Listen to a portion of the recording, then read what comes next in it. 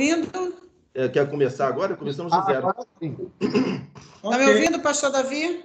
Estou perfeitamente, doutora Rose. Ok. Tá para ir.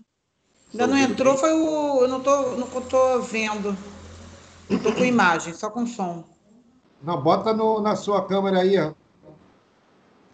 Já foi na sua câmera. Acho que agora vai. Estão me vendo? Estou te vendo. Perfeitamente. Estou vendo. Tá. Agora está abrindo a imagem de vocês. Ok? Podemos... Olá, boa tarde. Boa tarde. Boa tarde. Boa tarde. Podemos começar, então, né? O nosso...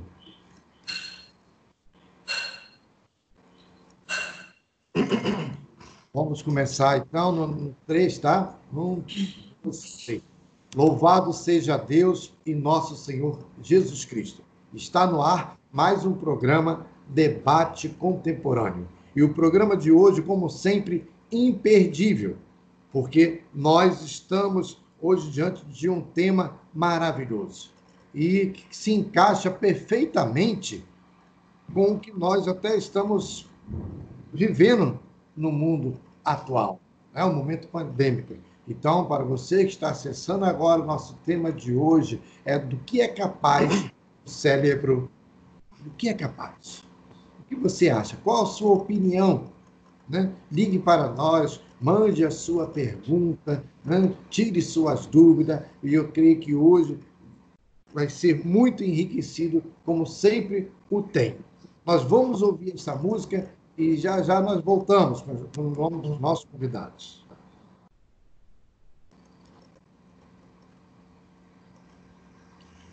Ok, estamos de volta. Vocês ouviram aí o nosso querido bispo João Mendes de Jesus, que também serve a Deus, né, como bispo na Câmara de Vereadores aqui da cidade do Rio de Janeiro.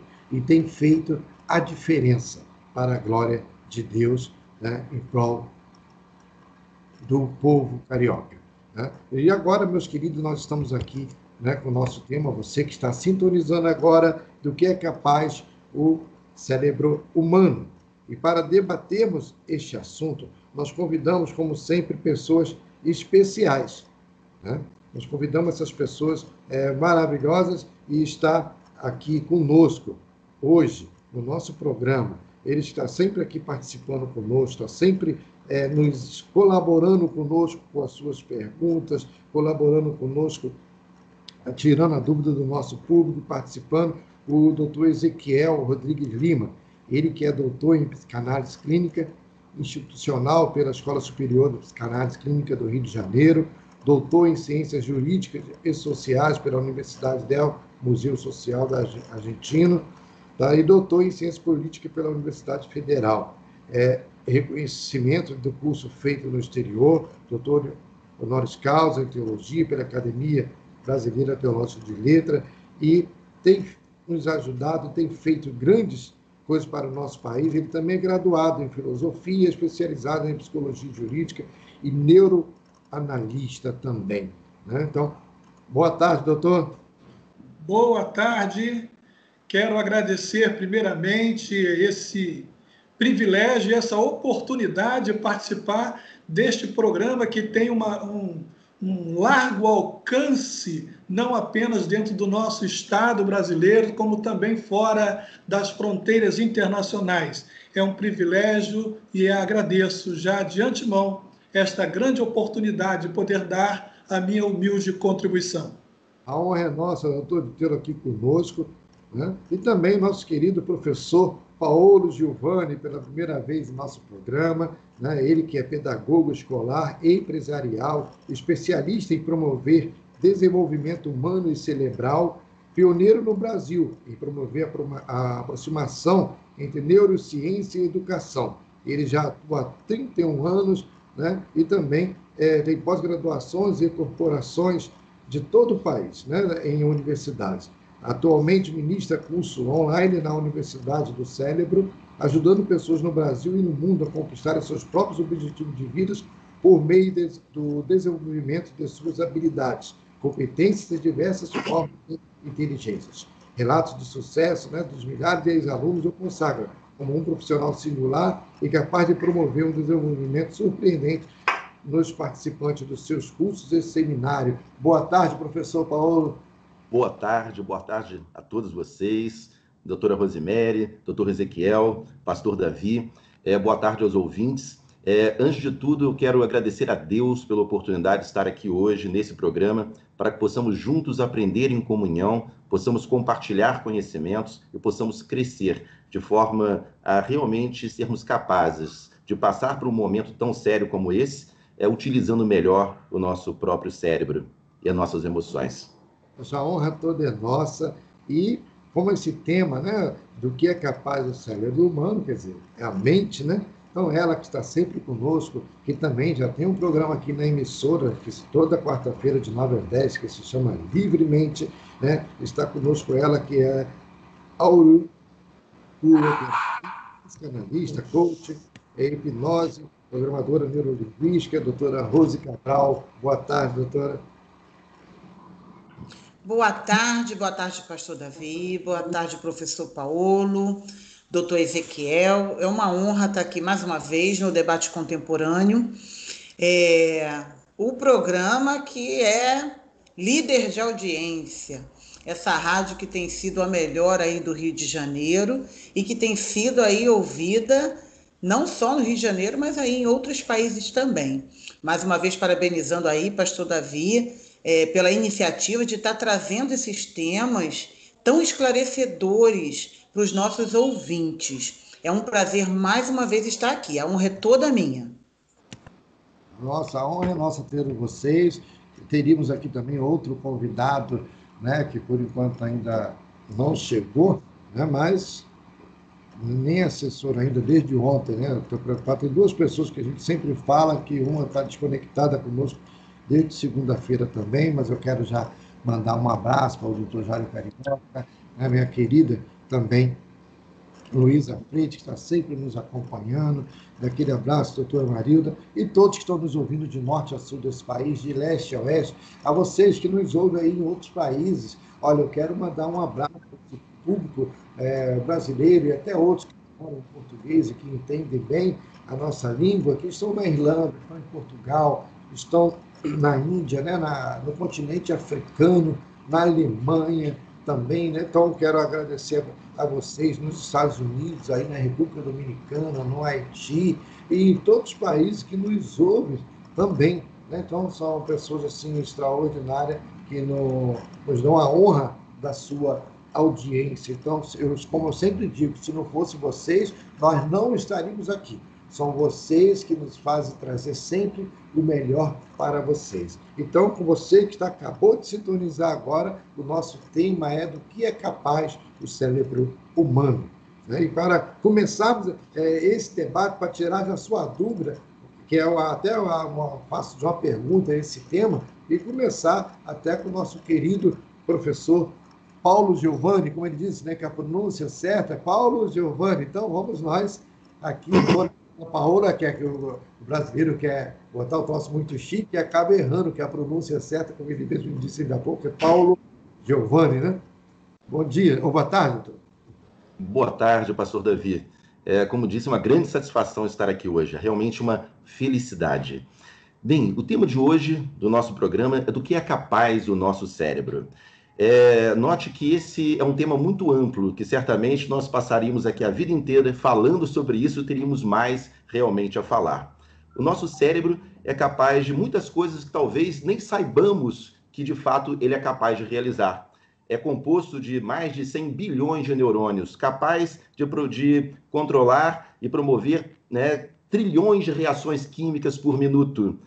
Note que estudar o cérebro é um processo realmente muito complexo. Há muitos olhares para se estudar o cérebro. Nós podemos estudá-lo. Há muitas ciências que estudam o cérebro. Por isso o termo correto nem seria neurociência, mas sim neurociências. Então podemos estudá-lo desde a sua estrutura atômica, molecular, celular, anatômica, fisiológica, bioquímica, biofísica, até a sua estrutura mais complexa, que é a capacidade de produzir, na verdade, gerar consciência, produzir pensamentos e emoções. Então, é sobre essa capacidade do cérebro cognitiva que nós vamos falar mais aqui hoje. E esse é o objetivo aqui, é conhecer um pouquinho mais os nossos dois hemisférios cerebrais, o cérebro como um todo, para que tenhamos maior competência e capacidade de passar por este momento de crise em que nós estamos vivendo. Então, segundo Robert Lente, um grande neurocientista brasileiro, inclusive, note que há vários níveis de existência do sistema nervoso que coexistem em paralelo, e não necessariamente um tem que justificar ou explicar o outro. Então, hoje, eu estarei falando aqui mais sobre a capacidade cognitiva do cérebro, sua capacidade de produzir consciência, de gerar consciência, produzir pensamentos e emoções. Maravilha, doutor Ezequiel Rodrigues, do que é cérebro humano?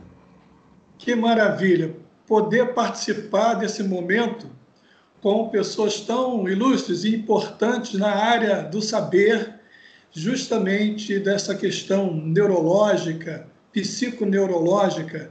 O professor Paulo, a doutora Rose, é um privilégio muito grande. A minha abordagem vai ser um pouco mais distinta do nosso ilustre professor, porque o nosso enfoque é um enfoque clínico e também mais embriológico do cérebro.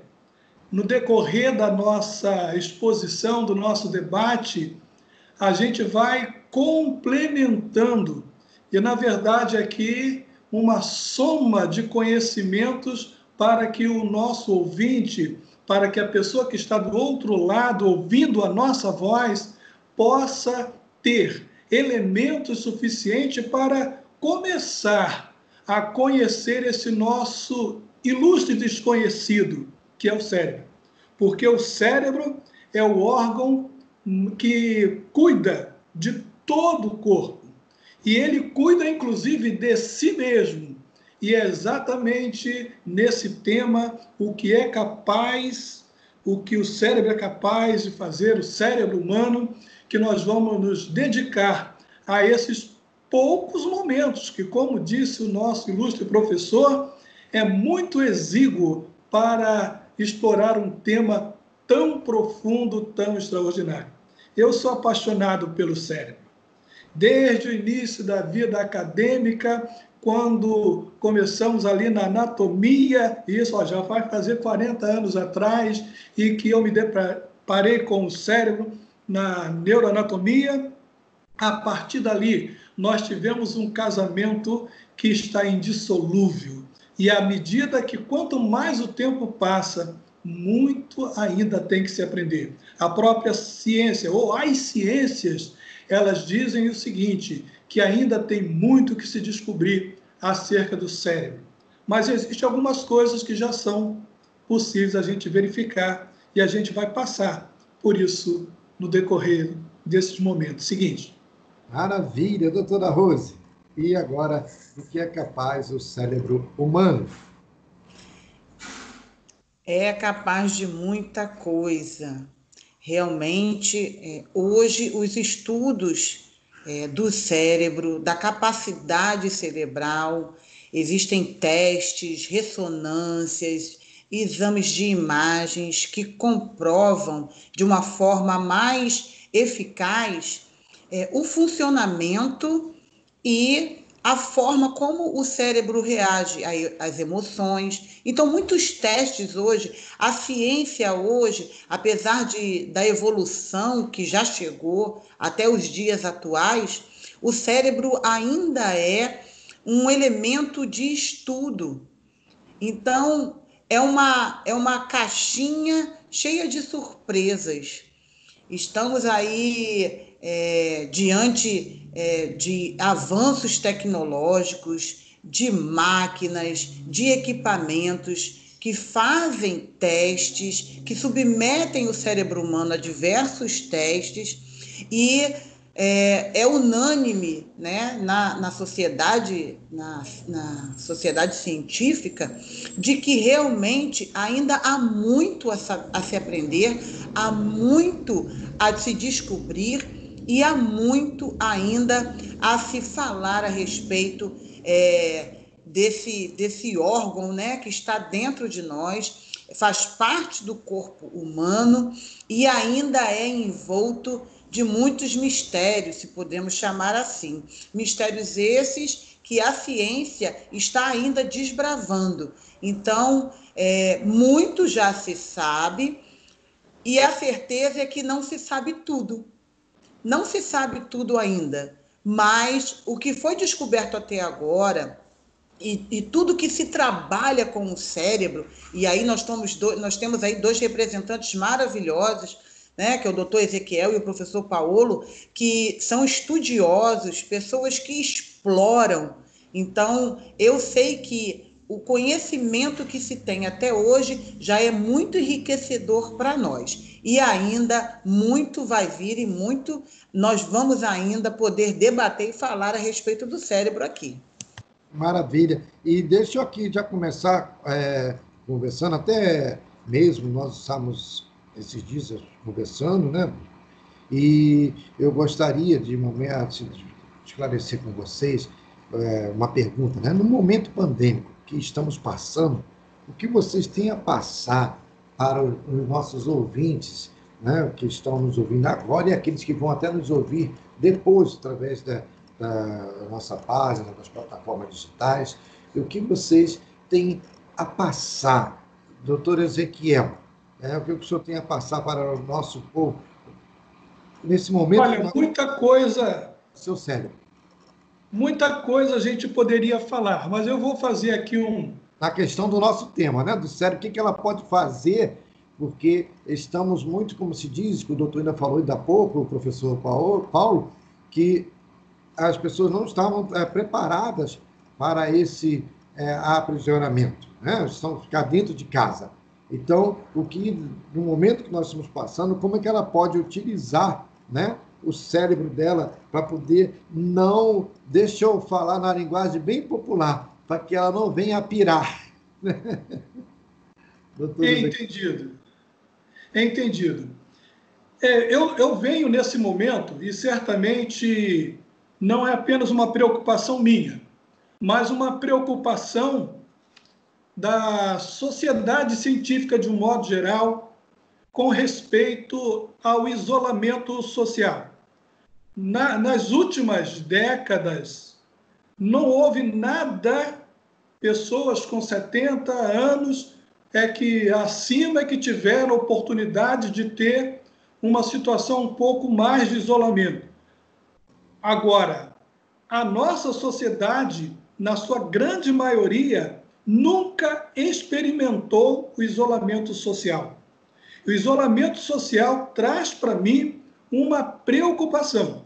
Então, nós precisamos de duas condutas. Uma, primeiro, como lidar no transcurso deste isolamento social. E segundo, como fazer pós-isolamento social. São dois momentos distintos com frentes de enfrentamentos também distintas. Eu estive olhando o site da Organização Mundial de Saúde e me deparei com uma estatística. Por exemplo, a Organização Mundial de Saúde fala e estima 154 milhões de pessoas já com depressão no mundo antes da pandemia. 25 milhões de pessoas no mundo com esquizofrenia. 91 milhões de alcoólatras. 15 milhões de dependentes de drogas, os adidos químicos. Cerca de 50 milhões de pessoas com epilepsia. 24 milhões com demências, entre elas está o Alzheimer. Então, o que me chama a atenção no final é 877 mil suicídios por ano. Então, hoje esse isolamento ele pode gerar um comportamento doentio. Precisa ser tratado de imediato, uma intervenção logo, no período do isolamento. E um segundo momento precisa de uma intervenção pós-isolamento, porque, como diz o Pedro Calabres, um doutor em neurociência, muito respeitado lá em São Paulo, na USP, professor da USP, ele diz que nós teremos um período semelhante, que pode se comparar ao período pós-guerra. Então, nós estamos vivendo um momento que o cérebro precisa de uma atenção especial. E eu creio que os demais debatedores também irão contribuir com essas opiniões e com esses dados que eu estou aqui levantando. Um fato de preocupação pós-pandêmico. Eu já estou me projetando para o futuro. Diz que não existe poeta sem melancolia, nem cientista hiperativo. Então, já estou me projetando. Essa é uma das capacidades do cérebro de projetar. É o único ser no mundo, é o humano capaz de projetar e antever o futuro, seja de uma maneira prospectiva, de planejamento, até mesmo de uma pré-cognição, mas a gente consegue se projetar para o futuro. E eu me projeto para o futuro com preocupação, porque precisamos de uma política, aí como cientista política, eu quero falar, uma política de saúde pública em que profissionais das diversas matizes e formações possam ajudar intensamente a população pós-pandêmica. Muito bom, doutor. Obrigado aí para que o nosso público venha saber, até numa situação, essa mesma pergunta, né, que o professor Paulo vai nos responder, mas eu quero já até acrescentar uma outra que faz parte da primeira, é o que ocorre com o cérebro quando estamos em isolamento social, tá? Então, eu respondo isso? Oi? Para eu responder? Isso, que eu queria para poder depois já emendar. Perfeito. Então, deixa eu ver. O que ocorre? O isolamento social, ele tem um efeito muito grande. Por quê? O sistema nervoso, mais especificamente o cérebro, ele recebe todas as informações que a gente vive em isolamento e em conflito. Quando a gente entra na medicina germânica, a gente vê ali uma síndrome chamada Dick-Ham Syndrome, que é justamente focos, que são chamados focos de Hammer, que ficam registrados em diversos lugares do encéfalo, causando doenças físicas e psicológicas. São marcas que, inclusive, eu que tenho a oportunidade de fazer parte da ciência e tecnologia, de ver nas ressonâncias, de ver nas tomografias esses sinais e detectar exatamente onde vai surgir um problema psicossomático posterior. Porque no momento do conflito, no momento chocante que a pessoa está vivendo, o cérebro ele faz uma compensação, ou seja, ele delega para uma parte do corpo tratar aquilo para que ele possa preservar. Já que ele cuida de todo o corpo, ele faz uma espécie de delegação de competência. Então, por exemplo, para que fique claro para o nosso ouvinte, uma pessoa que tem a solidão. Essa solidão faz com que a pessoa se sinta incapaz, ela se sinta perdida e vai afetar diretamente o tecido que está ligado à sua proteção. E ela vai, então, produzir na pele alguns tipos de problemas. Ela poderá ter problemas na pele porque o cérebro delegou. É uma lei biológica. Para que o cérebro não morra ou não venha sofrer, ele dá para uma outra parte do organismo a possibilidade de segurar aquilo ali Que convenhamos, se uma pessoa tiver um problema, por exemplo, na unha, no dedo, pode viver sem o dedo, mas agora se tiver um AVC, um AVE, uma hemorragia ou então uma necrose dentro do sistema do encéfalo, a pessoa pode chegar até ao óbito. Então, como uma inteligência do cérebro, ele delega isso para uma parte do corpo, aí vem, o corpo inteiro é mapeado pelo cérebro. Entendi. Doutor, muito obrigado. Olha, nós vamos continuar com o professor Paulo, com a doutora Rose, né, com essa primeira pergunta, que já coloquei uma segunda junto, mas nós vamos para o nosso break e voltamos já já.